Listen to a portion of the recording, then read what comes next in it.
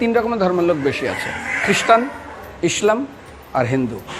100 জন খ্রিস্টানকে যদি একই প্রশ্ন করে তোদের ভগবানকে, একবারই বলবে আমাদের ভগবান ঈসা মসিহ, যিশু ক্রাইস্ট। মুসলমানকে জিজ্ঞাসা করবে 3 থেকে 5 মানে মৃত্যুর আগে পর্যন্ত, যাকে এই তোদের ভগবানকে, একই উত্তর দেবে, ভাই আমাদের ভগবান হলো আল্লাহ। হিন্দুদেরকে যদি একই প্রশ্ন করা হয়, ভাই তোদের ভগবানকে, কনফিউজ। 100% হিন্দু 100% কনফিউজ, জানে না ভগবানকে। দ্বিতীয়ত, যদি তুই মুসলমানকে জিজ্ঞাসা হয় তোরা মসজিদে কেন যাচ্ছিস, ওদের শেখানো হয় মসজিদে যেতে হবে নামাজ আদায় করার জন্য। সপ্তাহে ওরা 100% একদিন মসজিদে যাবেই। তুমি যদি খ্রিস্টানদের জিজ্ঞাসা করো তোমরা কেন কোথায় যাবে, কোথায় যাও না, আমাদেরকে একদিন তারা চার্চে যাবে। কেন? ঈশ্বরে প্রার্থনা করার জন্য। ওদের শেখানো হয় জন্মের থেকে, এটা সংস্কার।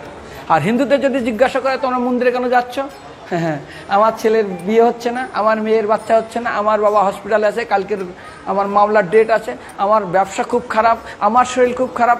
99.99 হিন্দু জানে না মন্দিরে কেন আসা উচিত, তাদের ভগবানকে মৃত্যুর পরে কোথায় যাবে। মুসলমানকে জিজ্ঞাসা করবে মৃত্যুর পর কোথায় যাবে, বলবে ভাই নামাজ রোজা যদি না করি দোজকে যাব, অর্থাৎ নরকে যাব। যদি হিন্দুদেরকে জিজ্ঞাসা, ওদেরকে বলবে আর যদি করো নামাজ রোজা করি তাহলে বেহেশতে স্বর্গে যাব। যদি খ্রিস্টানদেরকে জিজ্ঞাসা করো, এই তোমরা যদি আমরা ঈশ্বর আরাধনা করি হেল অর্থাৎ নরকে যাব। যদি বলা হয় যদি করো ঈশ্বর আরাধনা তাহলে তোমরা হেবেন স্বর্গে যাব। আর হিন্দুদেরকে বলে যে তোমরা মরার পরেই 99% হিন্দু এটাই বলে, মিথ্যাই বলে, আমার বাবার সাজ্ঞানে স্বর্গে গিয়ে বসেছে। তোর বাবা কি জমি কেনা আছে নাকি স্বর্গে?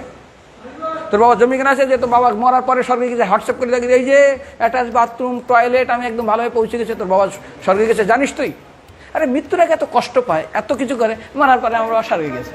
আরে যখন পুলিশে কোনো কয়েদি কোনো অপরাধীকে ধরে 2-4টা ডান্ডা মারে, তারপর থানায় গিয়ে আরও ট্রিটমেন্ট করে, তারপরে কোর্টে বিচারে, তারপর জেল কাটে, মৃত্যুর আগে এত কষ্ট করে আমরা মারা যাই, মারা পরে আমার বাবা স্বর্গে গিয়ে বসে আছে, ওর বাবার জন্য জমি কেনা আছে না, এরকম বলা যাবে না। এই জন্য আমাদের শাস্ত্র বলে পরলোকগত, স্বর্গীয় বলে না।